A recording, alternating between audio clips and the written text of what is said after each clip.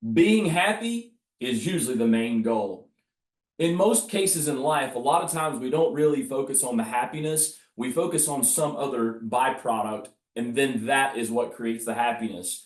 Being happy is a decision that you're going to make. And in this video, you're going to hear myself and Kenny talk about as you lean into your unique ability, you become very clear to your why. And your why is what helps you lead to creating more happiness. And I want to say this, what you do helps to create your why. And we're going to unpackage that. Learn that every step along the journey is very necessary for you, and you don't have to do it alone. Hear how me and Kenny unpackage that conversation in this video.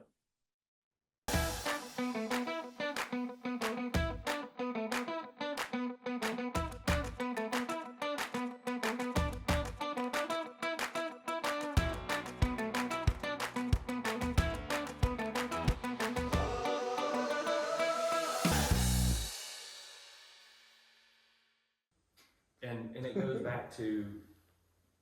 back to what Zig Ziglar says about that whole helping other people get what they want, yes. Right? And so when you see somebody that's successful, what you might want to ask yourself, the question is, man, wonder who all they've helped, right? Instead of that, I wonder what they did to get that, right?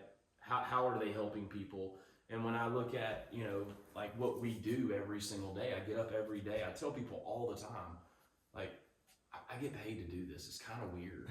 It's just weird, right? My family, like, what do you do for a living? It's like, well, here's what I do. And people can't wrap their mind around getting paid to do that, yeah. Right? And I don't even really consider this a career. I don't even know what I would call this now. Like, it's not a job. It's not a career, and I don't even know what to call what I'm doing now. It's because you're more in unique ability than you've ever been in your life. That's why. And that's what I want people to realize. You don't have to change careers. You don't have to sell your business. You don't have to get out of a trade or add a trade. You've just got to lean into the things that you're really good at, because you didn't have to come here and do this. You could have continued building and done this in your own organization. Like there's different, like these are the things that had in your service business organization, and yet, as I say that, yes, you did have to come and do it because that's where you were in your journey and all those different things. And I believe divinely that we needed time together. And I believe we needed a long time together. So we're gonna play for a long time. And as we talked about, our divine path crossing was from other people, and as we know, energy speaks to energy, and one of my unique abilities is elevating energy in myself now, which now infiltrates into other people. And when our buddy Tim saw it in you, and our buddy Robert saw it in me, and said, "Wait a minute, you guys, there's those things of they saw similar things in us, even though you and I had never even met." And once again, it goes back to that. Those conversations. Think about this. This is crazy. That conversation, and actually, just rewind the two people that mutually knew us, I would never have met either one of those people had I not left the field and went to the corporate world. Yes. Like, that just now dawned on me, that part of my life. And I think this goes back to, I wasn't fortunate enough to know him, but I hear you talk about Sean a lot, right? Yeah, Sean Stevenson. And Sean says, like, life is not happening to me. Life is happening for me. Yes. And how do we get out of a victim mentality? And I mean, I used to, right? I'll quote it, right? Tupac said, "It's just me against the world." Oh man. Right? And I almost got that tattooed on my back, actually. That's really? Where I was. Oh yeah. Wow. I was huge on that. When I had something to prove, and that's how I felt. I felt alone. I felt like it was just me getting up and fighting every day for a long, long time. Like, really, I was, quote, successful, back to your point. Like, the world, and even when I came out and addressed my alcoholism and my weed addiction, a lot of people were like, really? I didn't know that about you. But it goes back to if somebody gets a divorce and you're like, damn, I thought they were fine. They've always been fine when we've gone out to dinner with them. Well, most people don't get to dinner and dump their dirty laundry on the table. Right. You know, and so I think it goes to when you realize and accept the time is right now is exactly where you're meant to be. And it's weird. The older I get, the more cliches I see as true. But you mean the old people tell you all those yeah, stories? right. And you're like, yeah, whatever. And then one day you're like, oh yeah. Now in my 50s, I'll say it's wisdom, not old people, but the wise people, right? But I think that, you know, you and I have talked about, if we would have gotten together then, we had no chance. No chance. I had a lot that I had to learn. If we would have gotten together before I hired my last president at Blue Collar, there's no chance. It would not have, you and I would not have been able to work. If you wouldn't have gone and had your partnership, you and I wouldn't work. And so, and yet, the ego wants to go, damn, dude, if we would have come out together, 15 years ago and just, no, that's not how it was meant to be. It's not how it's supposed to work. So in the service business, like, oh man, I'm having a little dip. I'm having a tech challenge. I'm having a little bit of hiring. I'm having a little marketing. Calls are a little slow. That's okay. It's all going to work out because it always has and it always will. And when it doesn't, then you die. We're on a rock spinning in the middle of nowhere and we're all going to die. So everything's going to be okay. So I think that those moments create learning opportunities, right? And I said, never going to happen again. Yes.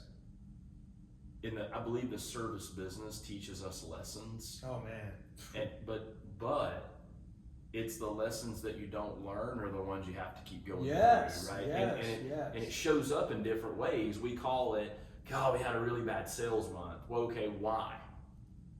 Yeah. Why did we have a bad sales month, right? And it wasn't just like, and I'm not saying analyze it 6 ways to Sunday, but most people don't take the time to recognize what is on repeat right now. Right. What is it that's going on that's on repeat that caused that? Hey, we had a really good month. What caused that? Because I think that is a lesson that has to be learned, that a lot of times people want to learn things from negative experiences, right? And I've said this a lot too. You don't really learn a lot when you win.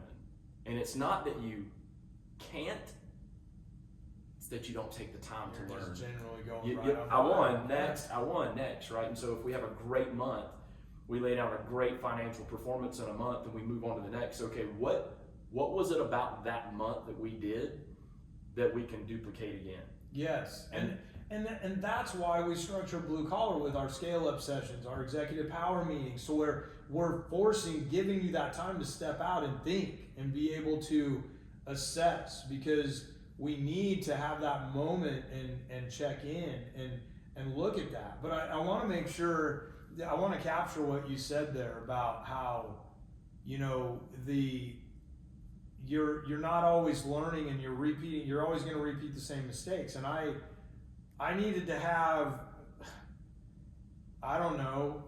28,000 hangovers in my life before I decided I learned the lesson. Like, whatever it is, like, you're going to keep learning the lesson until you're finally ready to learn the lesson. And I think about, I was so blessed in so many ways. I hated the service business when I was by myself, dead broke drain cleaner, wasn't good as a technician skill-wise. Like, I had no idea what I was doing. And I stuck a camera, my first camera, which they didn't even have cameras when I started. That's how old it was.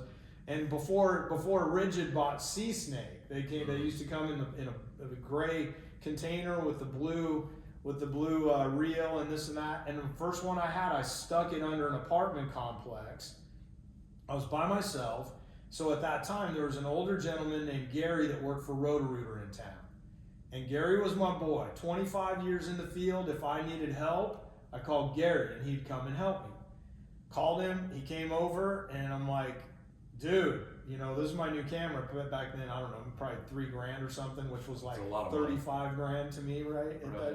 you know, or maybe 300 in my mind at the time. And so I'm freaking out. Gary comes, he's like, did you try this? Yeah. Did you try that? Yeah. Did you do that? Yeah. Yeah, man, I don't know what to tell you. And I'm like, but dude, like, what would you do if this was your job? And he goes, I'd call the manager.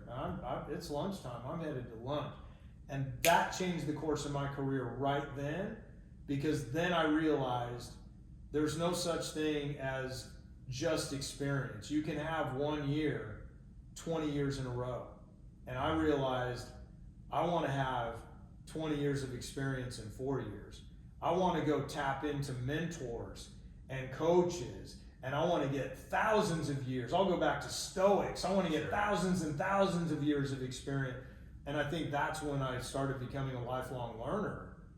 Was, oh wow, wait a minute, you know. But and if it wasn't for Gary, I was like, that just blew my mind. Like, so he got to a certain level of skill, and then he just kept repeating the same thing over and over. Wow. And we can't do that if we want to continue, because then your business going backwards, and that's why eventually you'll sell out of scarcity, or you know, your business will go away. Why multi-generation families struggle, because there's a different perspective there.